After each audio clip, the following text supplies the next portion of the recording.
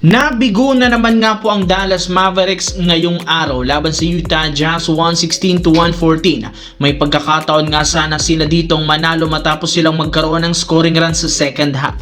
Ngunit naputo lamang ang momentum nang mawala si Anthony Davis sa huling minuto ng fourth quarter matapos siyang magtamo ng injury sa kanyang kamay. Simula niya nagkanda leche-leche na ang lahat ng plays ng Dallas na hindi magandang senyales para sa kanilang team dahil posibleng hindi na naman makapaglaro next games si Anthony Davis na dahilan para matalo sila. Pero kung may masamang balita na nakuha ang Mavericks ngayong araw, may magandang balita rin naman silang natanggap. Sa katunayan, ayon sa isang insider, kasalukuyan nang nagpa-practice kasama ng team ang superstar na si Kyrie Irving matapos ang ilang buwang pagre-recover nito sa kanyang ACL. Hindi nga kagaya ng nagdaang buwan, mas nakakagalaw na nga ito ng mas maayos and hindi malabo na makapaglaro siya sa lineup ng Dallas Mavericks pagkatapos ng All-Star break. Samantala, bagsak ngayong araw ang Los Angeles Lakers sa ika-5th seed sa Western Conference matapos silang maungusan dito ng Minnesota Timberwolves sa kanilang pagkapanalo laban sa Cleveland Cavaliers. At bagamat nasa magandang pwesto pa rin ang team sa West, hindi pa rin sila maituturing na playoff contender sa lamyan ng depensa.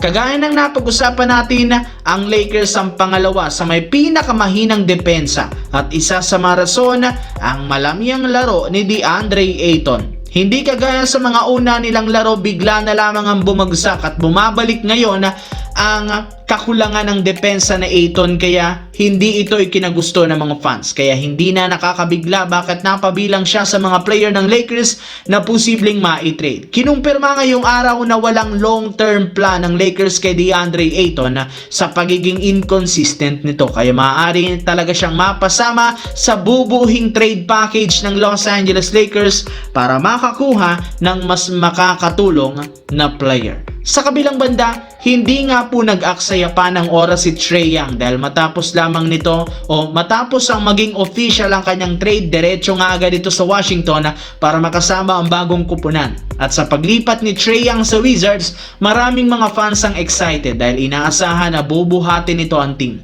Pero ayon sa isang insider, hindi rin naman masyadong paglalaroin ng Wizards si Trae Young ngayong regular season. Mas nakafocus ang team sa pagtanking upang makuha ang number 1 overall pick sa draft NBA. Sa madaling salita, hindi muna aasa ang Wizards na maging competitive simula nang makuha nila si Trae Young. Kailangan nilang makakuha ng ibang mga bago at batang player upang makabuo sila ng mas malakas na lineup sa kanilang magiging kampanya next season. Ayon sa source, wala nang balak ang Wizards na maging competitive ngayon dahil paghahandaan nga nila ang sa susunod na season na merong Trae Young at ilang mga draft capital.